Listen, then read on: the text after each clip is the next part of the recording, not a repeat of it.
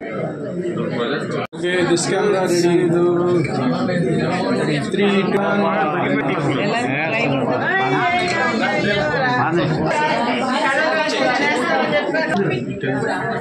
Okay.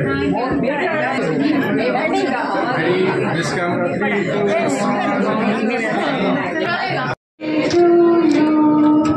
May God bless you. May God bless you.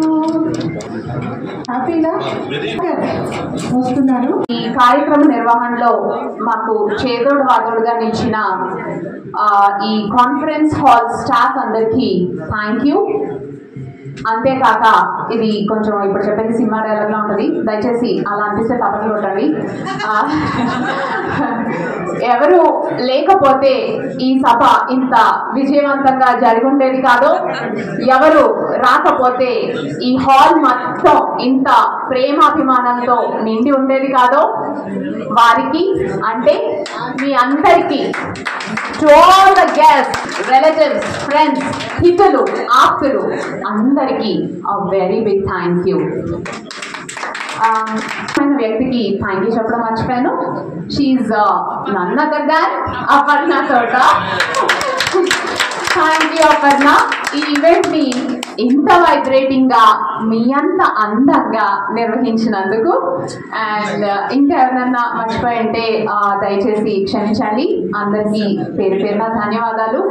And ఇంకా finally Vemuri Satyam uncle కి thank you very much uncle. A huge thank. And 80లో పరిచయ కార్యక్రమం uncle జీవితంలో ఒక మరపురాని మధురమైన జ్ఞాపకంగా మిగిలిపోతుంది.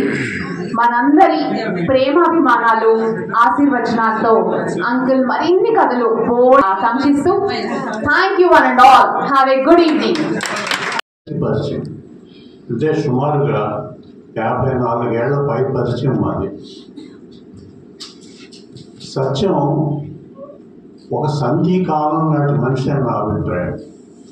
అంతకుముందు 66 ఆ ప్రాంతాలకి పత్రికలు ఎడిట్ ఎవరైతే చేస్తారో వాళ్ళ పేర్లే ఉండేవి, యజమానుల పేర్లు ఉండేవి కాదు.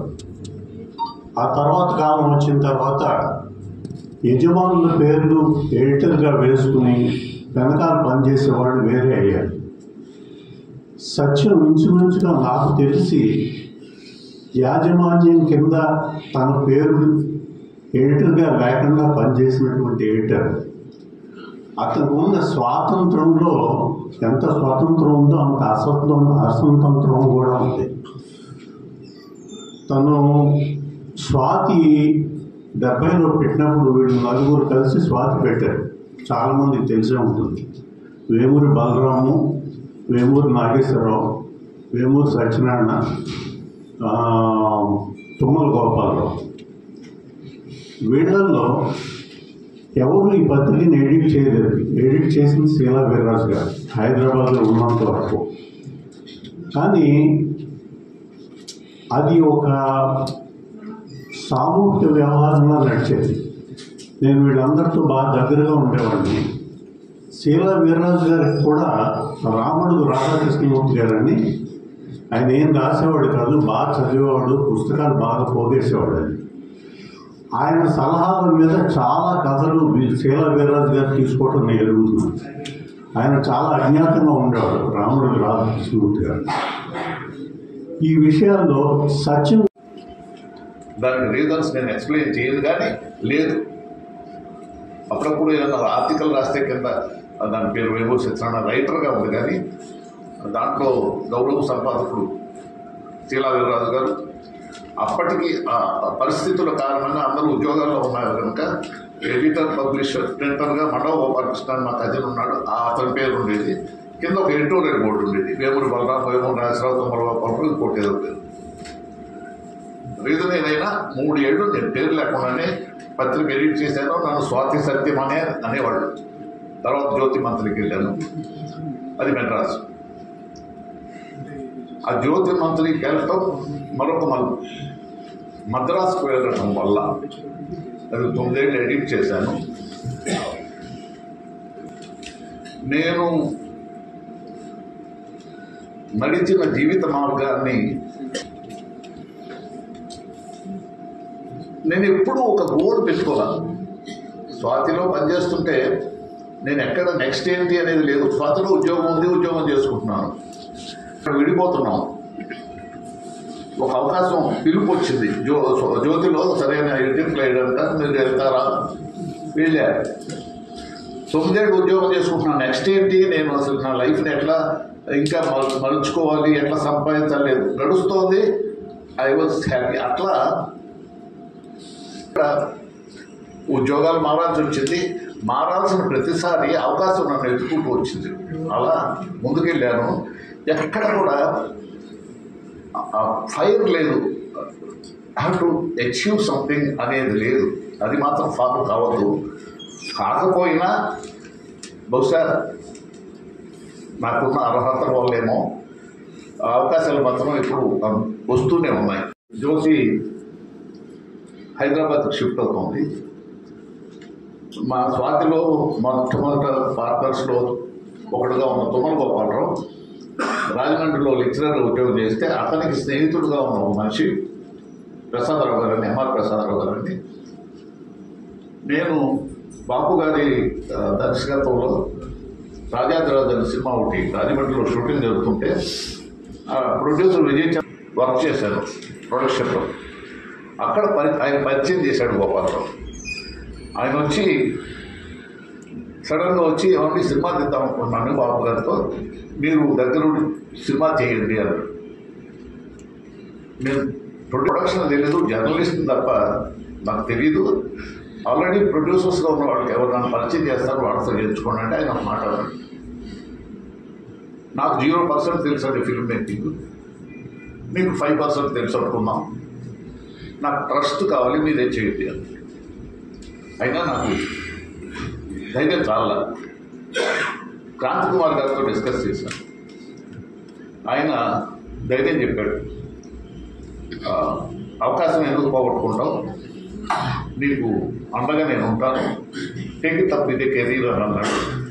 ఆయన అండగా ఉండగా మంచుపల్లకి అనే సినిమా మా ఆధ్వర్యంలో రూపొందింది. దానికి కూడా 2 డైరెక్టర్లు అనుకుని అప్పటికే నాకు శిష్యుడుగా తిరుగుతున్న వంశీని అవకాశం ఇచ్చాను అని అంటారు. కానీ అవకాశం నేను ఇవ్వటం కాదు. మా ఇంటికి వచ్చేవాడు తరచు. అతను రైటరు, నేను ఎడిటర్ని జ్యోతికి. వచ్చినప్పుడు అతను మాటల్లో క్రియేటివ్ టాలెంట్ కనపడేది. ఏదో సచిన్ వాళ్ళ ఫ్యామిలీని చూస్తే ముద్దేస్తుంది. వాళ్ళు ఉన్న అన్యోన్యత కానీ, వాళ్ళ ఇది కానీ, అందరూ రిసీవ్ చేసుకునే విధానం కానీ, ఎవరైనా మన ఫ్రెండ్స్తో మాట్లాడే విధానం కానీ, ఆ రోజుకి ఎలా ఉందో ఈ రోజు అలాగే ఉంది. సో చాలా మందిని చూసాం, ఎంతో జీవితాన్ని చూశాను నేను కూడా. ఎంతోమంది మధ్యలో వచ్చారు, పోయారు. ఈ 45 ఏళ్ళ నుంచి గట్టిగా చెప్పాలంటే మంచి మిత్రుడు అంటే సత్యం. సో సత్యం 80 వచ్చినందుకు అభినందిస్తూ, నాకు కూడా 76 దాటించినందుకు అప్పుడు ఆయన పిక్చర్స్ ఇస్తే చెప్తూ ఉంటారు, అప్పుడు వంట చేసి పెడుతూ ఉంటారు. అందుకని మీరు కూడా ఇటువంటి మంచి మిత్రులు చేసుకోండి. Thank you. గారికి జన్మదిన శుభాకాంక్షలు. 80లో 20 రాశారు. ఆయన నాకు 40 ఏళ్ళగా తెలుసు. ఆయన 40 ఏళ్ళప్పుడే 20 లాగా ఉండేవాడు. ఇంకో 2 పిడుగులు మీద పడ్డా కూడా ఏం చెల్లించకుండా పడేనయ్యా, పడేలో మనం భక్తి అయితే సరిపోదు కదా అనే ఒక తత్వం ఆయనది. తర్వాత నా జీవితంలో అంటే నా ట్రాక్ సరైన దారిలో పడడానికి కారణం సత్యం గారు. నేను జగన్నాథ చక్రాల సినిమాకి ఇంతకుముందు అన్నయ్య భరద్వాజ్ చెప్పారు. దానికి ఆయన ప్రొడ్యూసరు, ఈయన పిఆర్ఓ. అలా పరిచయం అయిన తర్వాత సడన్గా ఒకరోజు కనబడి అంటే ఒక కొత్త డైరెక్షన్ చేయబోతున్నాడు, మీకు ఏమైనా వచ్చే ఆలోచన ఉంటే చెప్పు, నేను ఒక మాట ఆయన చెప్తాను. ఆయన ఎవరు అంటే క్రాంతి కుమార్ గారు. అలా నన్ను క్రాంతి కుమార్ గారి దగ్గర అసిస్టెంట్ డైరెక్టర్గా పెట్టించింది సత్యం గారు. దానిలో ఏంటంటే ఇంకొక అసిస్టెంట్ డైరెక్టర్ చేసిన బాబాయ్ అని పిలుస్తారు ఇండస్ట్రీలో. పెద్దనాన్న వయసు ఉన్నా కూడా బాబాయ్ అంటారు ఆయన ఆప్యాయంగా. అంటే నాకు తెలిసి తెలుగు ఫిల్మ్ ఇండస్ట్రీలో ఇద్దరే అప్డేట్గా ఉంటారు, వాళ్ళు వేమూరి సత్యం గారు అండ్ సత్యానంద్ గారు. ఇప్పుడు జనరేషన్లో వచ్చే డైరెక్టర్లు కూడా ఏదైనా కథ చెప్పి వాళ్ళు ఒపీనియన్ తీసుకోవాలంటే either సత్యం గారు లేకపోతే సత్యానంద్ గారికి కథలు వినిపిస్తారు. సో ఆయనతోటి ఒక్క సినిమా కూడా నేను వర్క్ చేయలేదు, కానీ ఎక్కడ కనిపించినా ఎంతో ఆప్యాయంగా పలకరించి, అంటే ఇందాక భరద్వాజ్ గారు చెప్పినట్టు మన ఇంట్లో ఓ పెదనాన్నో తాతయ్యో బాబాయ్యో ఎంత ఎఫెక్షన్గా ఉంటారో, ఇండస్ట్రీలో సక్సెస్ని చూసి గౌరవించడం, ఎఫెక్షనేట్గా ఉండటం, అంటే దాంట్లో ఆయన అతీతుడు. సో వాళ్ళ సక్సెస్ ఫెయిల్తో సంబంధం లేకుండా అందరితోటి ఎఫెక్షన్గా ఉంటూ వాళ్ళకి ప్రాపర్గా ఏదైనా సలహాలు కావాలంటే గైడ్ చేస్తూ ఇండస్ట్రీ వాళ్ళకి చాలా ఆప్తుడుగా ఉన్నారు. సాహితీ లోకంలో ఇప్పుడు 80లో 20 ఇందాక శివనాథ్ గారు చెప్పినట్టు 90లో 30 100లో 40 బుక్స్ కథలు రాయాలని కోరుకుంటూ ఆయన చాలా కథలకి ఆయన్ని సరిదిద్దడానికే పిలిచేవాడు నాకు తెలిసి. 4 కథలు చెప్పి అందులో ఆయన ఓటుపాట్లు చెప్పి వాటిని సరిదిద్దే కార్యక్రమం. ఇప్పటి జనరేషన్లో చాలామంది నాకు తెలిసి డైరెక్టర్లు సత్యం గారిని కోరుకుంటారు కథా చర్చల్లో.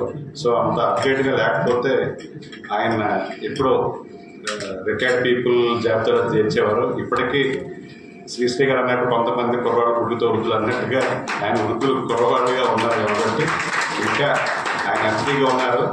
ఆయన లైఫ్ స్టైల్ కానీ ఆయన ఆలోచన ధోరణి కానీ నేను గమనిస్తున్నాను కాబట్టి డెఫినెట్గా కమలాకర్ గారు చదివిన వాక్యం లేవనేది నేను సంపూర్ణంగా నమ్ముతున్నాను.